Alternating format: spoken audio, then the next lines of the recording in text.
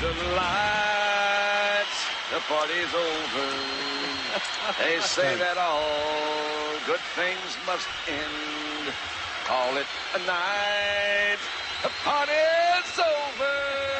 And tomorrow and next year starts the same old thing again.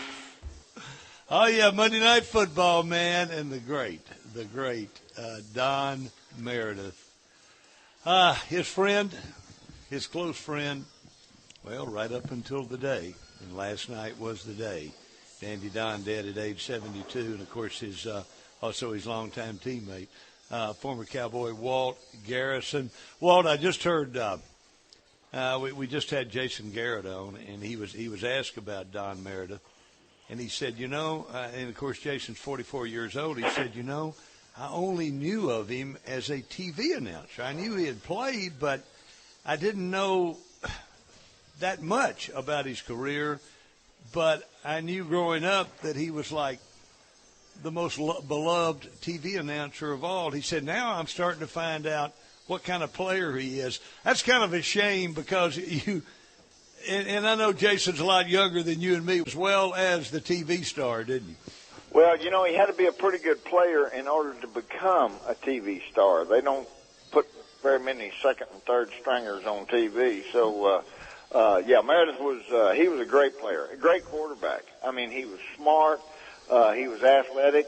People don't remember, he was an All-American basketball player. He still holds the record there at the Dr. Pepper tournament for the most points in a game.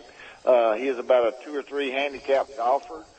He could shoot pool. He could pitch horseshoes. I mean, he was an athlete. Well, the Don Meredith legend, again, so much of it is about TV, but when I was watching him and as a young sports writer, just not really covering him, but from afar, because I was mainly just doing high schools in those days and doing what was called sidebars at Cowboy games. But was there a tougher player? Has a tougher player ever suited up in the NFL? I know he. There are players who are real tough in this league, but to see the beating this guy took because the Cowboys weren't very good back in those expansion years, that was massive right there. Well, and as you said, they didn't have the offensive line that we had later on, or that they have now. So he took a lot of beatings, I saw him get his nose broke twice in one game, they broke it. They come out there and stuck them glass rods up there and straightened it out, packed it full of cotton. He went back in and got it broke, I think, the next series or something, and played the whole game. And his little legs, God dang, he could have sued them for non-support.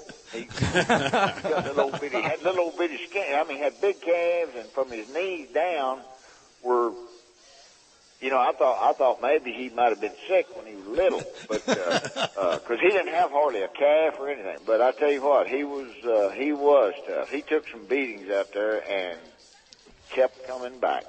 Yeah, I mentioned earlier, Walt, that certainly we all know Don Meredith retired as a player at age 31, very, very premature retirement. He was just entering his prime. Do you think he retired because I talked about he was the first player in North Texas history to get the kind of fan abuse that he got? I mean, I had never heard that from any other player. He was the quarterback. The Cowboys lost some pivotal games with Don at the helm, and the fans responded. Of course, 2 years later, he's on national TV, and everybody's loving him around here, and he's back to being a legend. Did he quit because do you think the fans drove him out of town?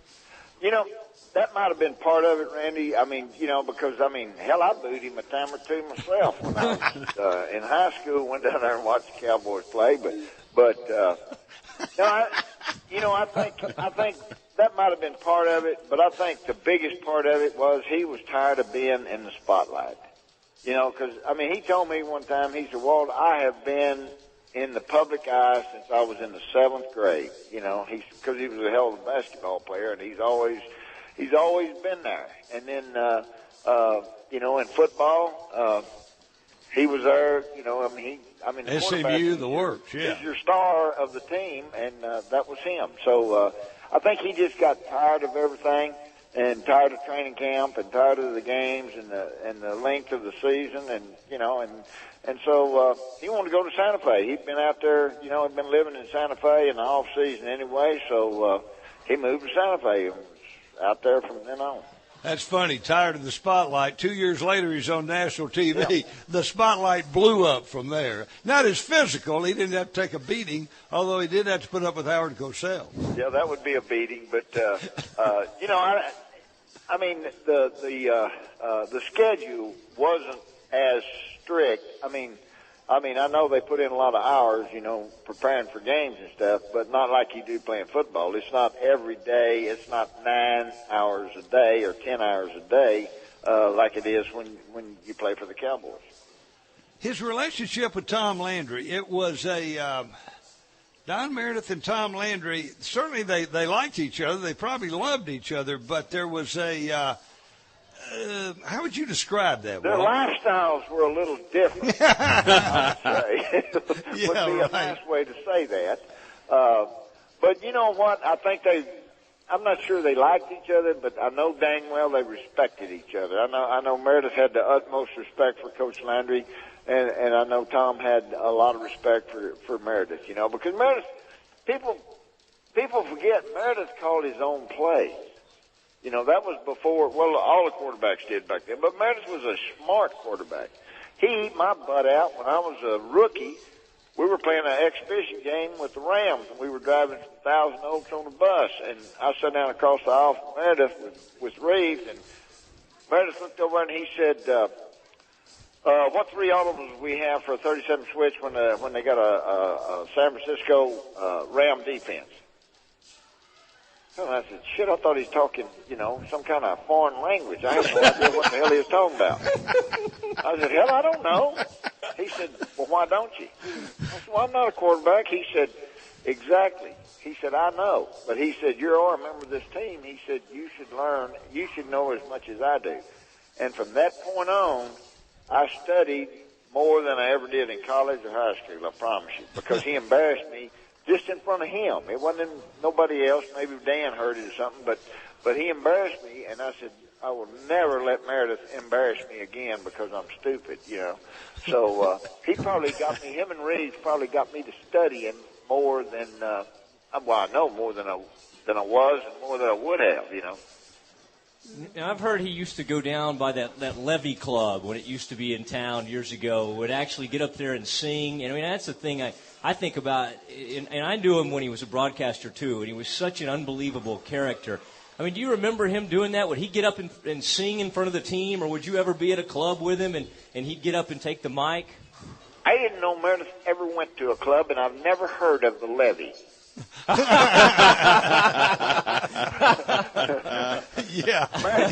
Meredith. Oh gosh, what was the little old beer joint we used to go to over right by the practice field?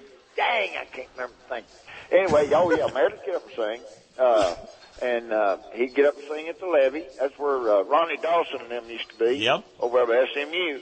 Been there many times. Well, I've heard about it. I never did go there, but. Meredith get up and sing, and we'd have team parties, and Meredith would get up and sing, Him and Buddy Dial, when Buddy was here, because Buddy could sing, Not that Meredith couldn't sing, it was just, he was kind of like Willie. You have to develop a taste for his singing.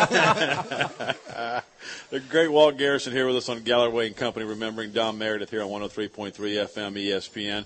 Is there a favorite moment on the field, maybe in the huddle, a funny moment that stands out to you of all the times you were with him? Well, I'll tell you, I never did play that much with Don Meredith. They had another little bitty short guy named Don Perkins that played fullback while I was there. But one game in Pittsburgh, and the night before, Meredith takes me out and gets me drunk because that was a ritual with the Cowboys. There's only 5 rookies made the team my rookie year, and sometime on a road trip, they take the rookie out and get him drunk the night before the game. So in Pittsburgh, it was my turn.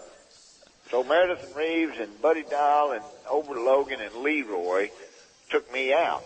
And anyway, Meredith gets me pretty drunk because back then I didn't drink a lot. So I was drinking. He bought me a Crown Royal Mist. You know what that is, Galloway? That's a No. Crown Royal snow cone is all that is. Okay. No. Man, and he said, you drink one every time I do. And he was drinking JB and water, I think, scotch and water. And the next morning, I could not even see. My head hurt. Everything. We go to the stadium, and I'm returning punts and kickoffs, covering punts and kickoffs, and we're beating Pittsburgh big time. I mean, back then, playing Pittsburgh was like having a bye. You know, I mean, it's just we were ahead like 20 points or something, and it was like 3 or 4 minutes to go in the game. And finally, Coach Landry, I thought, well, shit, I'm going to get to play here sooner or later, surely. You know, they're not going to get perk hurt. And finally, Landry went over and he said, 32. He never did. He didn't know my name for 3 years, but he said, go in there for perk. So I went in, and Meredith, he said, oh, look here, we have the Oklahoma State Flash in here now. He said, well, let's see what you can do. So he said, I have read all your clippings from Oklahoma State. So he called a little trap up the middle. And I don't know who the linebacker was, Jack Lambert. I don't even know if he was playing in or not. But anyway, I no game. So I come back in the huddle, and he said, evidently, the middle linebacker for Pittsburgh ain't read the clippings. He said, let's do that again. Long story short, I carried the ball like 9 times in a row. And as stupid as I was, I mean, I made some first downs. All I had to do was fall down, and, you know, we'd had to punt. And that's when I got my nickname, Puddin'. He started calling me Little Puddin'. And Galloway knows what that stands for. Yeah, that's exactly right. We can't say it on the radio. The life and legend of Dandy Don Meredith, who died last night at age 72, and there is a tear in every beer across North Texas and all across the Cowboy Nation. The great Walt Garrison, his longtime friend to this day. Amen. His friend and certainly his longtime teammate. By the way, Walt, were you on the plane that experienced trouble at 35? That almost crashed? Yeah, 30. Oh, yeah. For 35,000 feet. Everybody is scared to death. It's losing altitude, the Cowboy Charter. And what were the famous words of Meredith, everybody? Everybody said, hey, God dang, we're going to die. It's going to crash. And Meredith looked around and he said, boys, he said, it's been a good one, ain't it? And I've told people, hell, I could have said something brave if I knew we wasn't going to crash. Right. It's been a good one. It's been a good one, and I'm ain't going it? to tell you what, Randy, it has been a good one knowing Joe Don. Yeah, that's exactly right. And by the way, when I was talking to Walt this morning, he kept calling Meredith Joe Don. I did not know it, and I actually looked it up. That his name it was Joseph Don Meredith. Is you thought I was lying to you this morning. I did, and so Walt always called Don Meredith Joe Don. Joe Don. Well, Walt, it was just growing up here and watching all that happen, actually from SMU on, and then watching what went on with the Cowboys. And Walt and I had something in common when we were in high school and the Texans came to town and the Cowboys came to town.